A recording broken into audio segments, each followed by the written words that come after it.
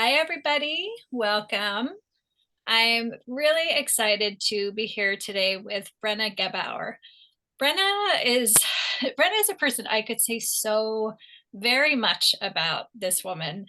She is one of the people I most admire in the space. And I think I'd like to introduce her by saying, sharing for her and for you all, one of the things I hear most commonly said about her after people interact with her and they come and they say, "Is she like that all the time?" And they're referring to her presence and her kindness and her gentleness. And yes, I can say yes. I have been in various situations and circumstances and gatherings with her, and I can attest to say she is that way all the time. Mm. And so many times I've shared with you guys that the medicine is just there's the practice with the medicine, and then the real practice is our day-to-day lives, and it's weaving the medicine path into our daily lives in the way we do things big and small.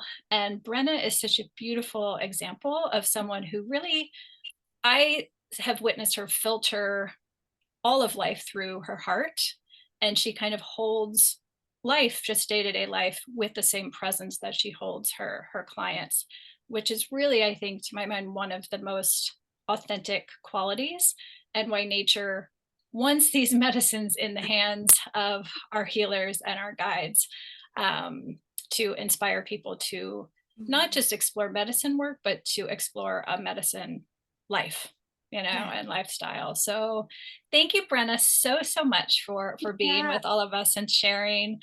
I'm so curious, of all the times I've spoken with you, I've never heard your kind of origin story. Mm. So when you kind of were first called to the medicine, when you had an inkling that this was your path. So if you don't mind starting off and sharing that with us, that would be wonderful. Yeah, happy to. And just want to reflect, like, my heart is so juicy right now. So thank you for that beautiful introduction and reflection. Yeah, that question initially for me had a very different response than when I really started unpeeling certain things and looking back at, or coming closer to my natural self, I guess. And I was raised in a very rural area. I was raised up in Northern California, Shasta County. And I was basically raised by earth. I was that kid that got to go out and just play and watch caterpillars become butterflies and the seasons changing. And I also had a grandmother that would use plants for healing, not psychedelics, but just like aloe vera instead of neosporin, things of that nature. So the idea of working with plants in this way has just been, it feels like it's part of my DNA, what I've been enculturated into from a young age. As it pertains more so to this and how I came to working with these, it was not because I was looking for psychedelics. I was looking for myself, and mushrooms found me. And I really appreciate the nature of my intentions and saying, okay, I'm ready to go there within myself. And it was really a few different threads that came into my life simultaneously. The first was really diving into meditation, the other was exploring different frameworks of spirituality than the ones that I was taught. And then all of a sudden, I think through just opening myself, mushrooms in a very beautiful, elegant way came into my life. And so it was years of working with them intentionally and just the doors that started to open through it that I'm having conversations like the one I'm having with you, and the ability to be with others as they too explore that journey for themselves. Thank you. Mhm. You are such a beautiful example of someone who kind of lived a very different, had a very different profession for some time before you stepped into healing arts practice and guideship. And we have so many people start microdosing and start on the medicine path, and they're in certain professions, but they get called. They're like, I'm being called to do this work, and I don't know if I'm allowed to, Mm. if I have the background to do it. And so I would My answer to that is absolutely yes. You know, we all have an innate healer, and we're Sure. kind of in this moment where we all have to call upon that in us. So, can you talk a little bit about that transition from, you know, The previous normal life. life, normal life? Yeah. Yeah, please. Yeah. Yeah, it was not easy for me, but not because of anything external. It was all the parts of myself that had resistance to it for whatever reason. So I built a career, a 17-year career, based on the check all these boxes in life and you will be happy. And so I checked the boxes and I kept rising the corporate ladder and kind of got to a place where I recognized that the next step was still just another step that wasn't filling my soul. And that was part of the looking for myself process that I was speaking to before. So it was years of doing this work before I started feeling like, okay, I need to make changes to the foundation of my life, the identity that I have built around who I am. Because at that point, it was my identity. It was how people knew me. It was most of my social engagements. And when I made the decision, it was really scary because I was letting go of the safe harbor and all of the things that society had said, this is safety, this is success, this is happiness. And beyond that, when I started sharing with people that were close to me the idea of what I was considering, I got a lot of resistance. And I already had an awareness that part of what keeps me from myself is the noise from the external sources that make me question on a rational level what's right for me. Whereas when I would ask my heart and my soul, like, what's true for me now? And it's not to say that that career that I built was not true for me at a different point, but what's true for me now, I was getting a very different answer from the one that my mind and that my external reflections were telling me. So when I made the decision, actually, I think it's important to share this. When I knew what my truth was because of this work, and I did not align with it in the decisions I was making in my life, it became hard. Anxiety became a very present experience for me. Uh, and I think that's one of the things that's important to know about this sort of work is if you come to these awarenesses and you resist the alignment, there's a possibility that life is going to get harder. And so for me, I went through that period, and during that time it was a lot of numbing and avoiding and seeking professional help that was leading to a path of taking, daily medication for anxiety. And for me, I knew my truth was at a root cause that I needed to make fundamental changes around. So I made the decision to turn down the noise. And I did that by doing 10 days of silence of Vipassana. And I did that because I really wanted to ensure for myself that I was making this completely with internal agency, that there was no external thing, even if it is, the idea that I took a psychedelic and the psychedelic was opening this up. Yes, but I wanted it to be 100% my agency. And I got a lot of clarity there. And 2 days after, even though they say, don't make any big decisions after expanded states for at least 30 days. This was a decision that had been in the making for months. Uh, I left my career. I liken it to the fact that I had been holding on to the wheel of life more so like white knuckling it. And I finally just said, I'm going to see what happens if I let go for a little while. And from there, that's when things started opening up in ways like I feel like I had for a very long time looked at the door that I wanted to go through or that I was told I was supposed to go through, and I would do anything to get on the other side of it.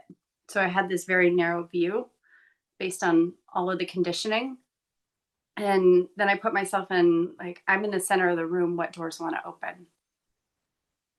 And when I started looking at how many more options I had and how much less resistance there was, that to me has led to certainly diminished anxiety, a lot more ease, and frankly, trust in the path, that whatever shows up is meant to be. So that's how I made the transition. And for those that are in that place, trust yourself. But I completely understand that it is not an easy decision to make either. So I honor that process and what can come up along the way. I love that so beautifully framed and reframed. We see that so often is to take that big leap Mhm. into the unknown. It sometimes requires the big leap Mhm. for all those doors to open. Mhm. And the more you Mhm. practice it, that's a big part of people's ongoing medicine practice is you realize you can build that. You Mhm. build that strength within yourself the more you practice surrender and Oh yeah. trust. The universe will come meet you more and more quickly. Yeah. Yeah, beautifully said. Yeah. So I want when Can you I oh, share a okay, story on that? It's coming. please, yeah, go ahead. Yeah. When I left my career, like speaking of surrender and trust, I'd never been on a frozen lake before, but I literally drove up a mountain, went on an isolated frozen lake, and just walked out in the middle and drew like hearts with my snow boots as I listened to avalanches happening in the mountains. And I was like, this is my version of surrender and trust. If the lake holds me, then this is a sign. So here I am to tell the story. Beautiful. Uh, what would you so in that in between state where your heart and your spirit makes that decision, um, and then the doors open, now that you have been a practicing guide for some time, looking back, would you say it's more what has been the most meaningful in the making of who you have become? Has it Mm, been your personal practice with the medicine? Has it been learning through witnessing the experiences of others? Has it been more of the education that you've received and mentorship? I would love to hear now that you can reflect back on some of those yeah. things. Yeah.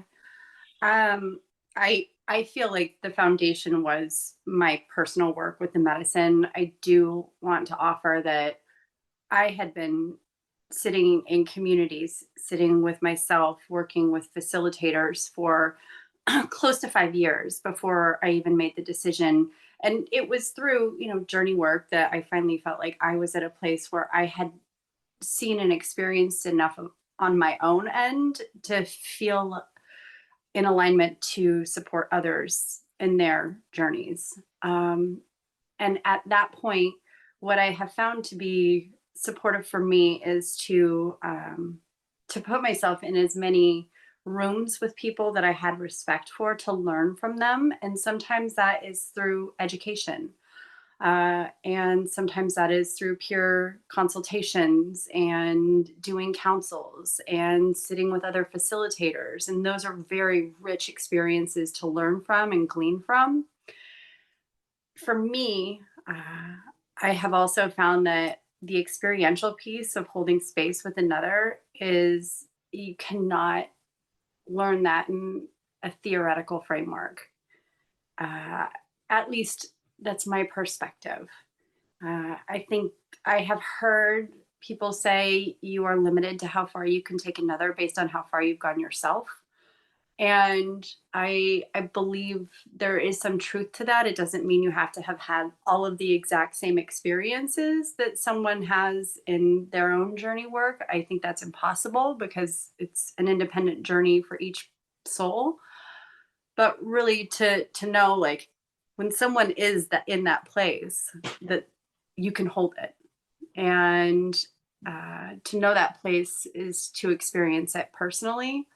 And the more I facilitate and the more people I get to witness in their own expanded states and their own journey work, the more humbled I become about being in it with another. Um, so I guess to recap it, it's holistic for me. It's having a lot of time in your own facilitation, seeing other styles of facilitation, different facilitators, building trusting relationships, getting curious about community. I think community is so vital for people in this work.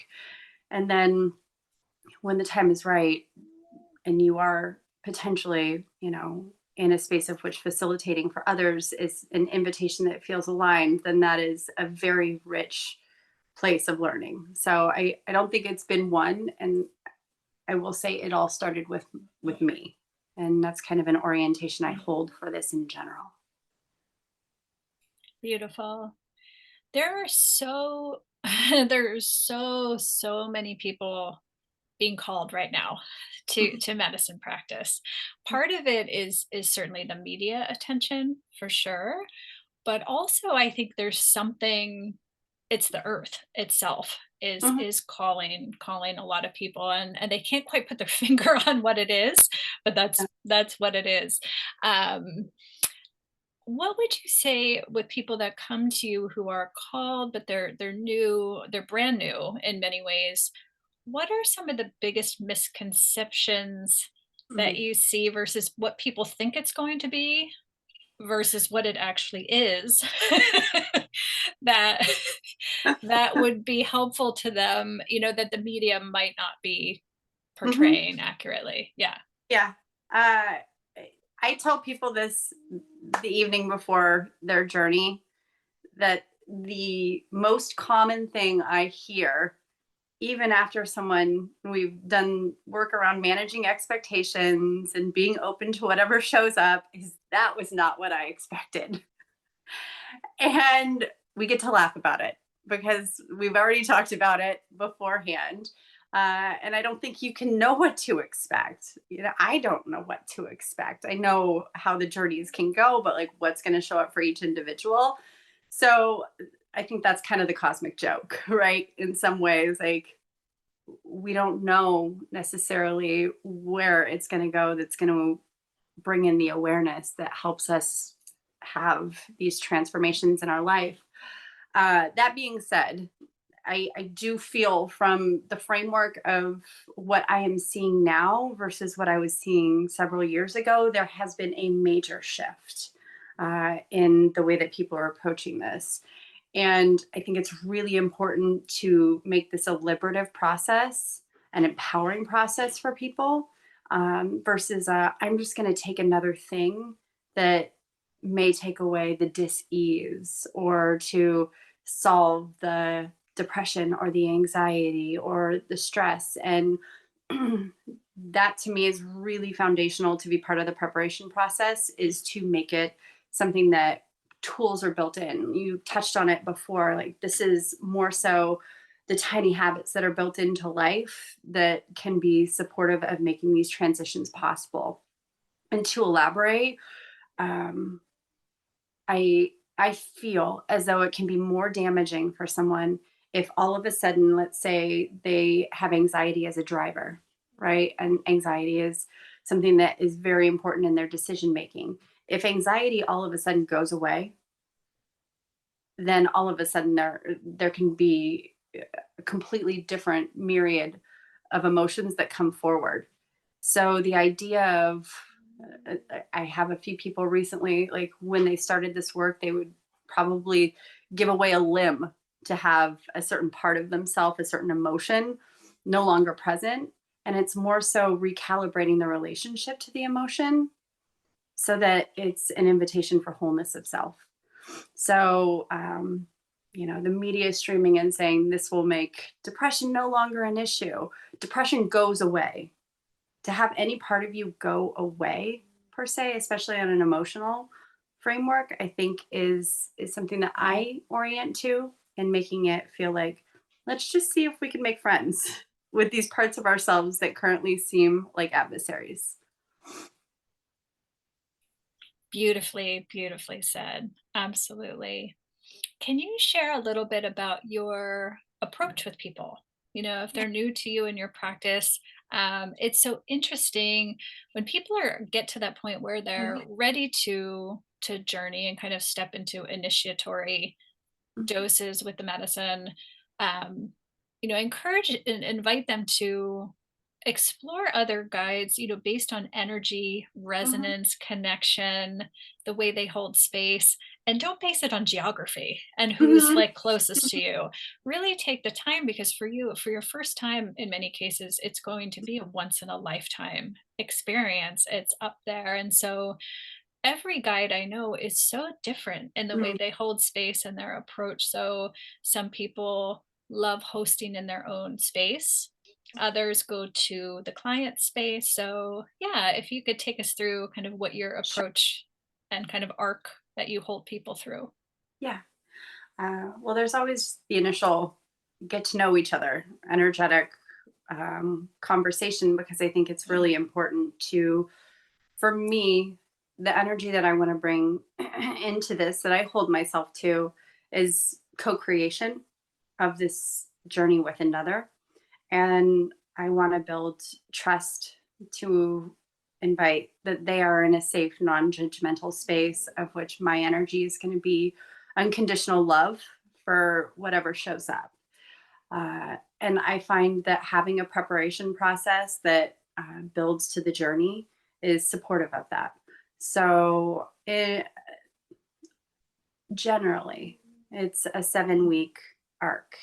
Um, there's a 3 week preparation process where we do kind of like a constellated intake of life that brought us to this work today. And then in the weeks leading up, I find that when one makes the decision to do this kind of work, the subconscious is like, oh, we have an invitation to be seen. And so things will start to surface. And that's a rich playground to be able to start building the tools and to build a connection between myself and another. Intention setting is part of it, but really it's like it's seeing what wants to surface in the process. Um, for some people, journal prompts can be really supportive to watch different videos and learn about shadow work, but there is not a formula for me. It's really engaging with the individual and what will be something that allows them to feel like this is their journey and I'm there to support it. After the preparation process, I do what is essentially about a 40-hour ceremony. It's an evening before, which is, I'm one of my love languages is nourishing people on a multitude of different levels. So often I'll make a meal and we'll settle in energetically. We'll have dinner together just to make sure that they're nourished going into the ceremony day. We'll talk about the things that can come up and how to navigate them. Like letting go of control, for example, or dancing with one's shadows. And I try and do that in such a way where I'm not going to tell them how their journey is going to be, but uh, give them insight so that the mind can kind of let go of the questions and the journey can drop into all the parts of oneself as as whatever it's going to be. So also creating a safe container, and I guess this is maybe a bit nuanced, but like ethical boundaries are really important for me in this work so that everyone is really like fully in consent, fully aware of what's going to happen. um, I work in moderately what I consider to be high doses. I know every guide has different levels of which they work with. I feel as though if someone's coming to me, they want to go pretty deep within themselves. So the invitation is to go inward. I mirror as much with the individual from what is often seen in the therapeutic model, the eye shades, the curated playlist.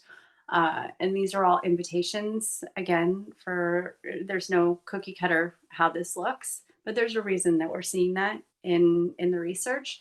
And also their spiritual framework or their orientation to their history that's going to be worked with. So um, like an example would be recently I worked with someone who is Wiccan and they wanted to have their high priest come in and build a container prior to them so they could take the medicine in the circle. And it was just beautiful to be invited into this and to witness it as part of their journey. And I guess that ties into, for me, the co-creative process means that I really want to engage in what's going to be supportive for someone to open up, whether that's geographic location, being in their home. I worked in a yurt on top of a mountain.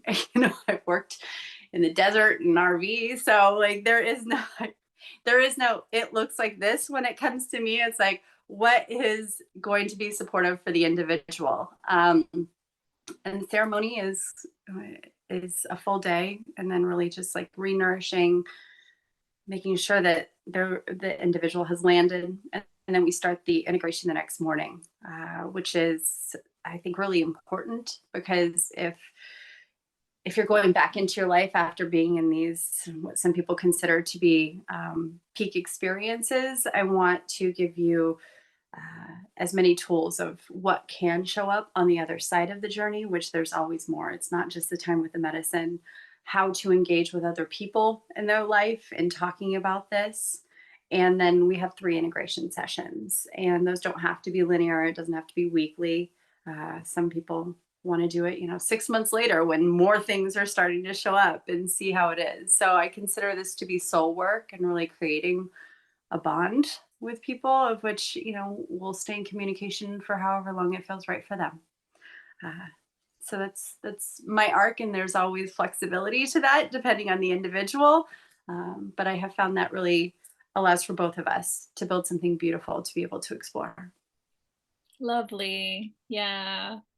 One of the things you shared, so Brenna had come into our microdosing community about a year ago, and one of the things you had shared really stayed with me and many others, which was to bring, connect with the earth in some way, Mm, literally through this process, whether you plant a tree or get mm, a bulb or, plant flowers in your yard, because the practice is so subtle. We're so, as mm, humans, desensitized by so much input, all the time, mhm, that we miss the power of subtlety mm, and the mhm, daily seeping into the medicine space. And when you have something with the earth, a connection to the earth to watch and witness, you can really see your own growth mirrored in the mhm, growth of life, and mhm. see this plant 6 months later that was just a little bulb, is Yeah. now this beautiful bloom,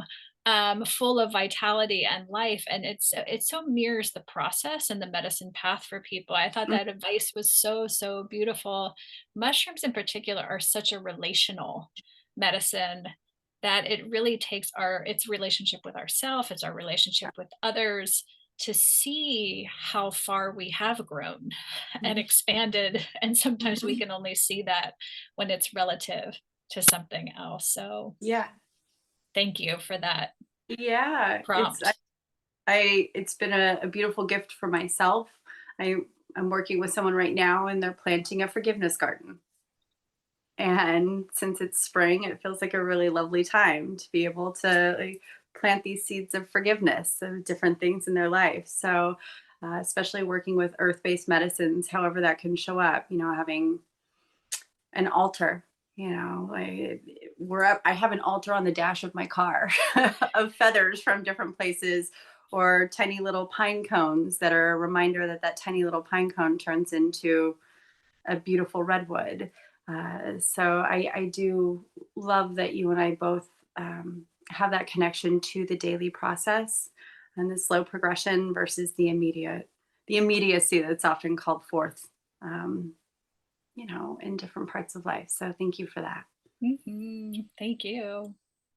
I would love to shift into something I know you're very, very passionate about, have for some time, and it's beautiful to watch it all coming to Mhm. fruition with Epic. Ah, yeah, So I would love for you to talk about kind of the inspiration behind that, what hmm, it's for, what Epic stands for, and kind yeah, of what you hope for this global framework. Yeah. sure. Yeah, thank you for the invitation. Uh, I have wanted to talk about ethics as it pertains to this work for a very long time. And, I believe in setting intentions. So I have been part of many different frameworks, of which ethics has come up in a way where it's very important to have the ability to talk about things, and not always in the best way. So before, and for those maybe that don't know, ethics is now a very big topic as it pertains to psychedelics. And I wanted to be in these conversations and started a thread so that, the like-minded people, we could have conversations about it. And along the way, it became a very hot topic in the space. So Dr. Sandra and I are two people who love to be in those conversations. And it started with a workshop because, unlike legal, ethical is very different. And I think there is the nature to have a hierarchical structure of somebody tells you how to do these things.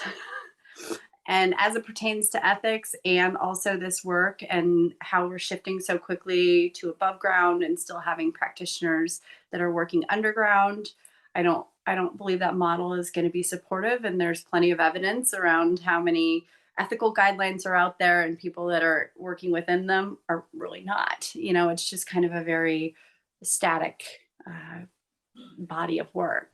I think ethics are very alive. I feel the way to foster them is in community. And EPIC stands for ethical practices in international communities. Because this is, I don't look at, as you don't look at the geography of a facilitator, I also don't think psychedelics are just here in the United States. They have roots everywhere. So to honor that and to teach people who are curious and to co-create, really, because what we're doing is we're holding community engagements where we talk about whatever's showing up, whether it's accountability or how to build ethical communities, how to build guidelines into your own community, and really use that as a process where here we are, we're just an umbrella, and we're offering space for individual communities across the globe to be in conversation about how ethics shows up for them. And that has been such a rich area of understanding and nuance, and it makes me feel alive to see so many people wanting to engage in that way. The other side of that is to create a space for people to be heard who want to have conversations or have been in situations that make them feel like potentially something unethical has happened and to not know where to go. Unfortunately, what I have witnessed in a lot of this is it comes from power dynamics. So often, people who are in positions of power in some ways have taken advantage of that, and someone is left feeling like, I don't know where to go because this is my community leader or this is my guide, and I'm working in a rainbow space, so I don't know who to talk to. So we want to create a container for people to be able to feel heard, to feel safe, and to offer outlets of support um, that can help them as they process what they've experienced. So those are the two, I guess, two branches thus far that we are fostering, and also knowing that this is something that is going to continue to evolve, being open to whatever shows up and engaging in that way. Thank you so much for your work in this space. It's so important right now. And as things grow and the speed too Mhm. has a lot to do with it too. It's that pushing sensation of need, even when it's well intentioned sometimes, Mhm. is is really one of the things I think we can contribute to ethics, even our in all of our own little ways, is to slow Mhm. down, in Yeah. all things, and be thoughtful and don't be pressured or pressuring to come to things sooner than you're ready to come to things. So thank Yeah. you so much. Yeah. Yeah. Yeah. Yeah. Honor. One of the other things I so love and admire in you is it comes up for people very frequently as people start their medicine path for one thing often, for better cognition or Mhm. inflammation. And then they start on their path and all of these other gifts start to happen and they're growing, they're lightening, they're expanding. And with that, your life, as you change on the inside, your life on Mhm. the outside changes and shifts. And that can be as challenging as it is beautiful, Hmm. because the architecture of your life and your relationships and your family structures and dynamics are what they are. And here you are, the one changing. And so people along the way realize, like, all of these things are straining and pushing or chafing, and there's friction there that wasn't there before. And then it occurs to them, it's like, oh, I'm the one. I'm Hmm. the one that's growing and changing. It's me, it's not everybody else. Right. And so with that, I so admire your ability, because to be a guide and a medicine keeper, it takes a lot of devotion and Hmm. sacrifice in some ways, because in order to hold space for people, you have to be so intentional with your boundaries, your Hmm. clarity, your energy, your own. You have to be clear as much as you can to be in alignment with the medicine, to be Yeah. able to hold these medicines for other people. And it can be challenging to live kind of the human 3D Hmm. reality, right? And so for some guides, it's really necessary to almost live like a hermit, Hmm. ashram like, where they're in nature most of the time. They're not in the human realm most of the time. You very, very beautifully managed to navigate both worlds Hmm. really, really beautifully. So while those are two different thoughts I just shared, like, they weave together in that when people are moving and they're growing and expanding in their process, how do you invite people and encourage people to grow within their existing lives versus Hmm. necessarily need to jump and Totally. catapult out of their life altogether, Yeah. right? I really appreciate that because I consider myself to be pretty pragmatic about this work. Uh, you know, I often say I'm woo, I'm not woo woo, because being in both realities is making it so that you can integrate in your life. You have your career, you have your family, you have your friends. Like these are really important parts of the journey, and it doesn't mean that there isn't potential for there to be change within it, but uh, I look at this as the incremental, and then the big, and then the incremental, and then the big, as far as changes often makes it more plausible.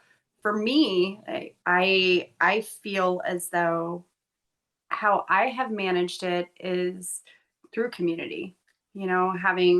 Having community around me that allows me to be able to still feel like I'm in engagement and not needing to be a hermit per se, but to also give myself the time to just go inward and balancing out both of those things. So for people that are going on this journey, I think it's important to figure out what feels manageable with this work, because this is not just with psychedelics.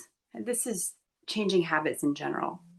If it doesn't feel manageable and it doesn't feel doable, there's going to be resistance somewhere along the way to making it happen. So as I orient to this, it's like what are the steps that can be taken that are going to feel right, and really breaking it down in that way and doing that for myself. I forget sometimes that for me it started with a timer for seeing if I could sit for 3 minutes in meditation.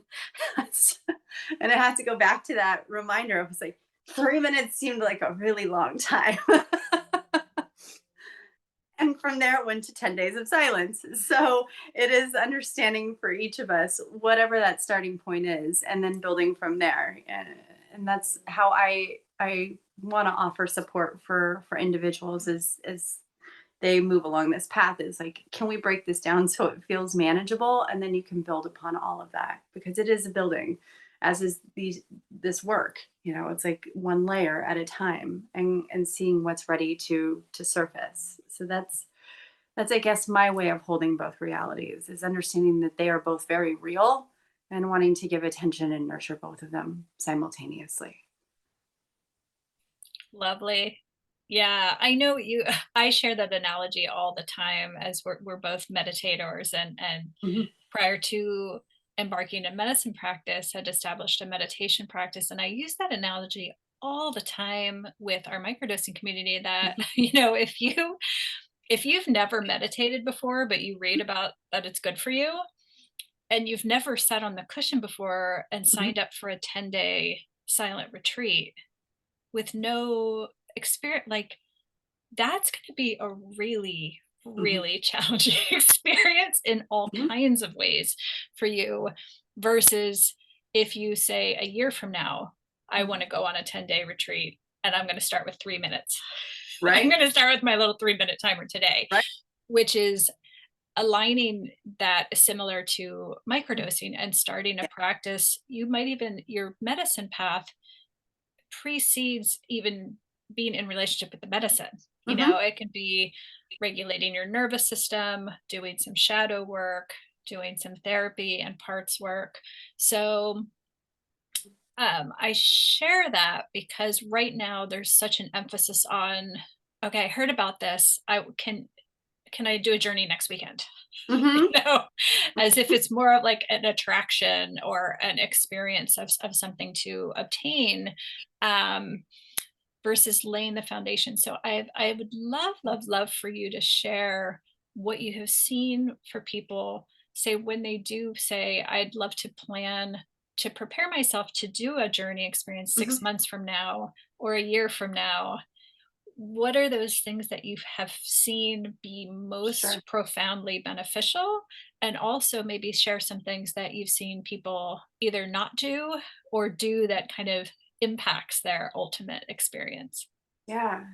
Beautiful question, and I really I think it ties into so much of what you've been sharing around slowing down and the nature of really this is a journey, not a destination.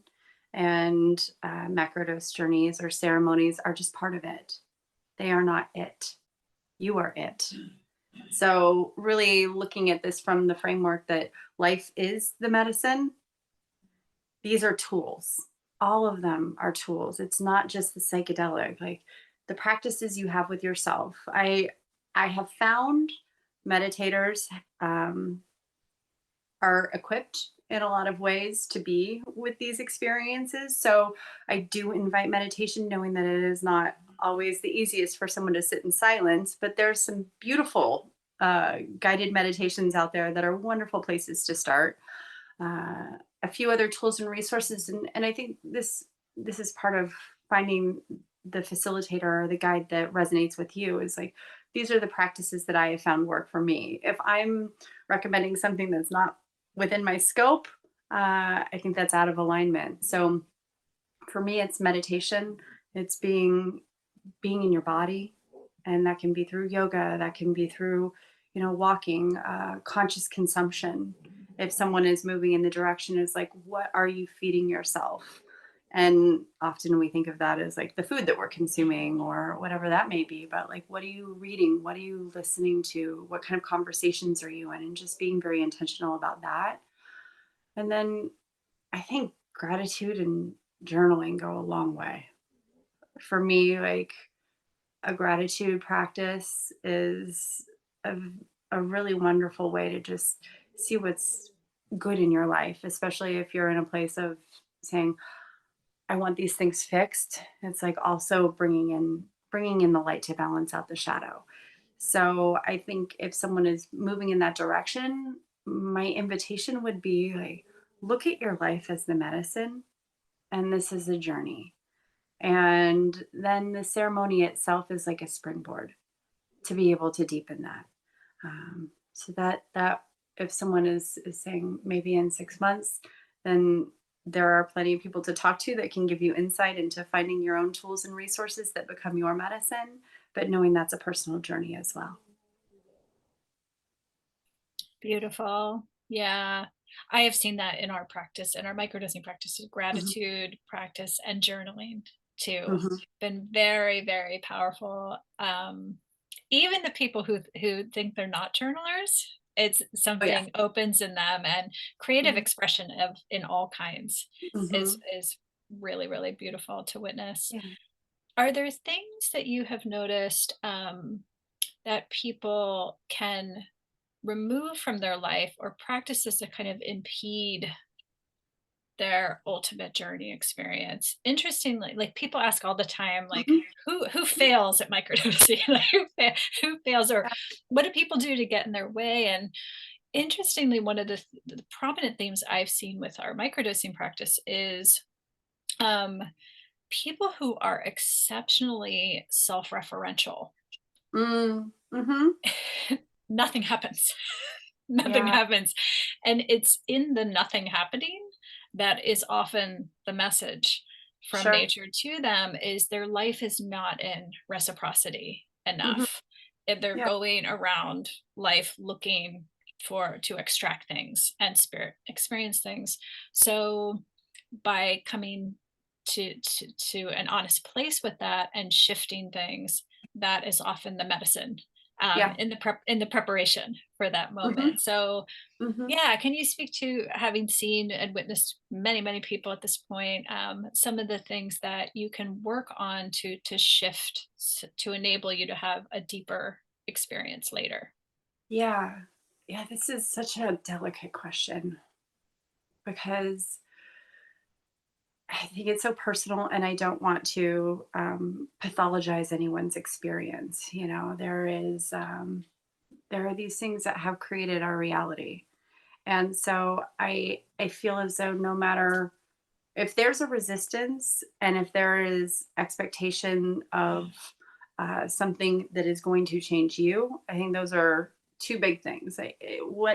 What is created in your mind, and that can show up in a lot of different ways. If you don't think it's going to work, if you don't think that if you've already made the decision for yourself how it's going to be, I don't feel that this medicine is going to mirror that in a way that is supportive. In fact, often it'll mirror it in a way that makes you want to push it away. That's just how it works. So the more you can build in an openness and a curiosity, I think that that expands the possibility. But if you have the idea that I know exactly how this is going to be and I've got it all figured out, and if it's not my own, if I haven't come to the conclusion by my own agency and my own mind, then it's not right. I think that those are barriers, and just in general, you know. So I also feel if someone's coming to a microdosing community, there is maybe somewhere deep in the subconscious a desire to break through some of those foundations.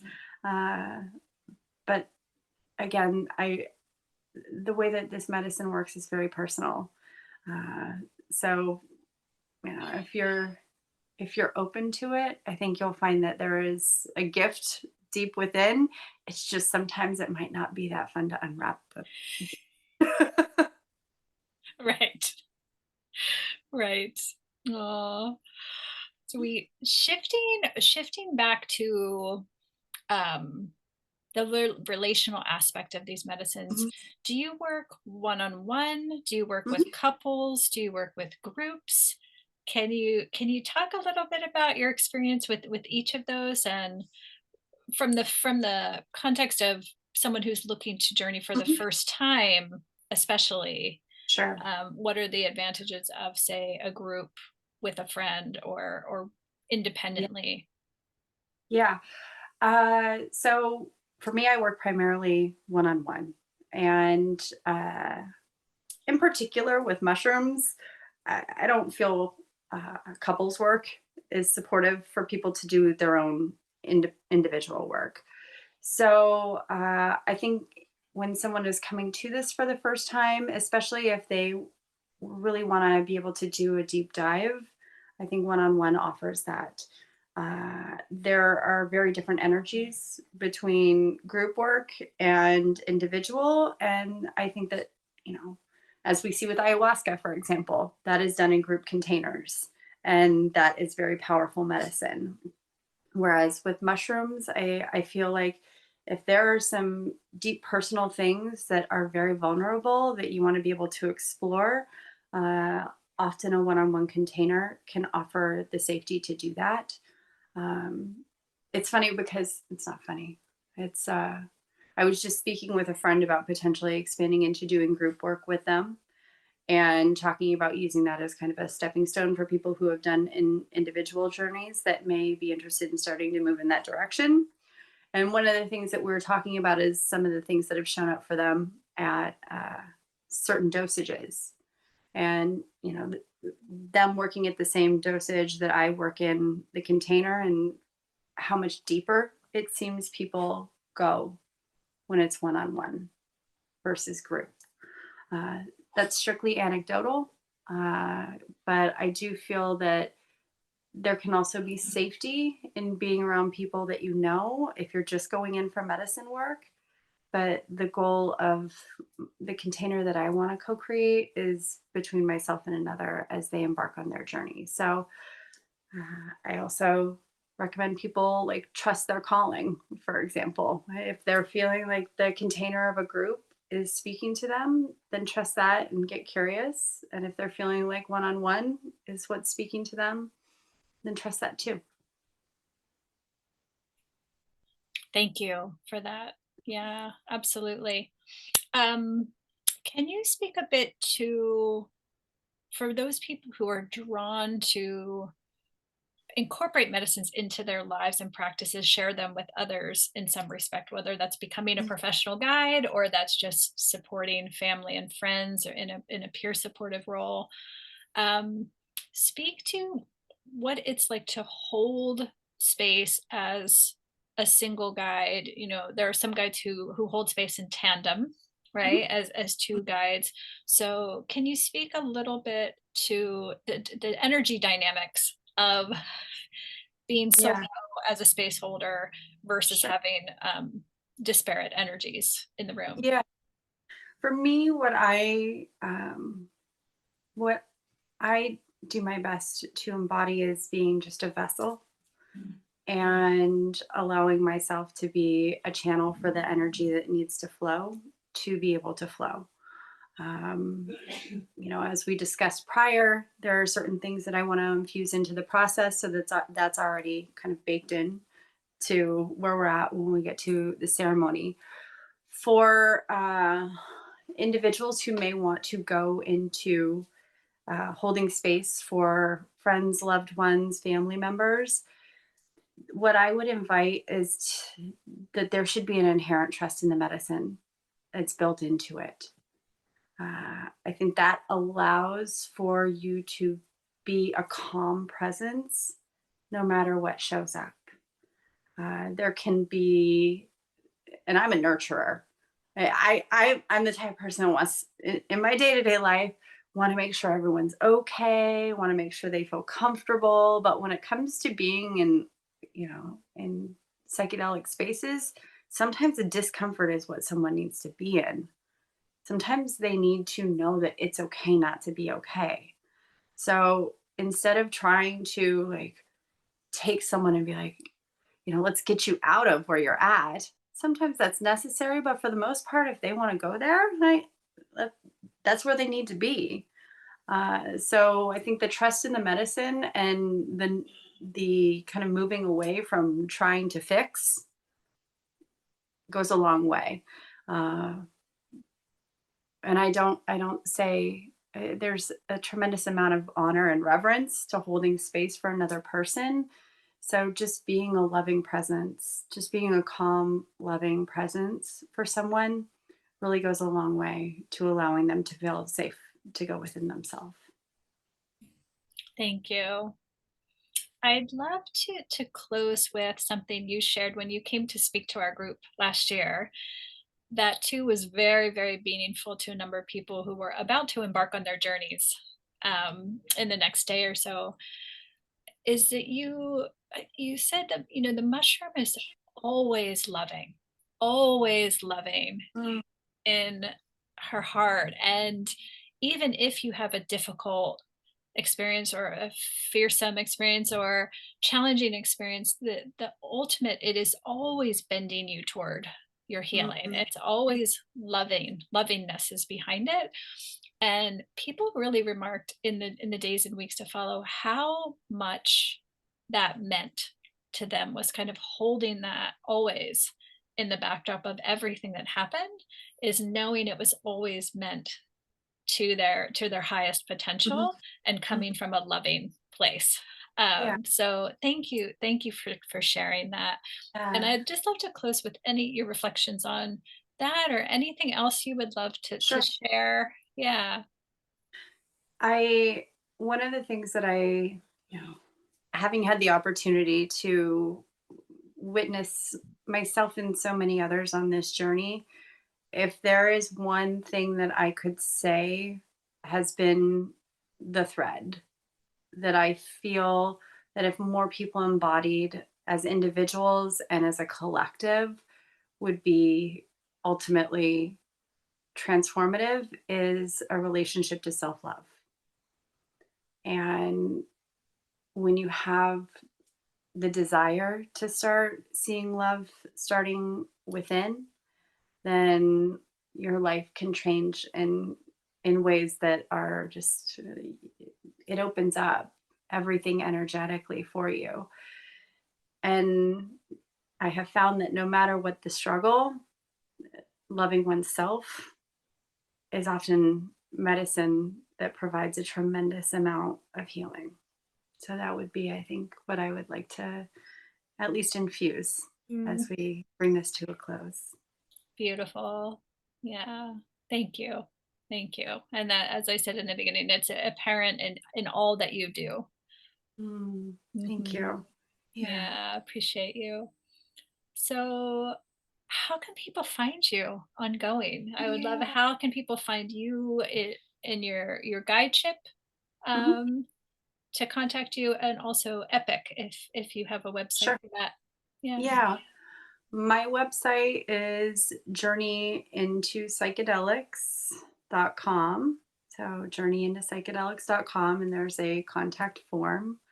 Um, I should probably be more like, we're talking about how to balance.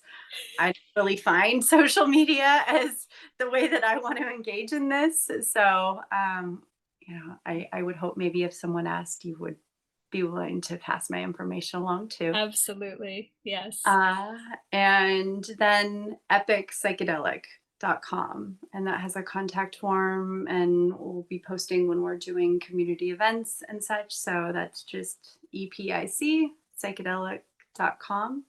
So those are two means to get in communication with me. And I welcome the opportunity to connect with people in whatever way feels like it would be in support of their journey. Thank you so much, Brenna. So much love for you, Casey. Thank you. Thank you, and thank you for being with us. We'll see you Yeah. soon.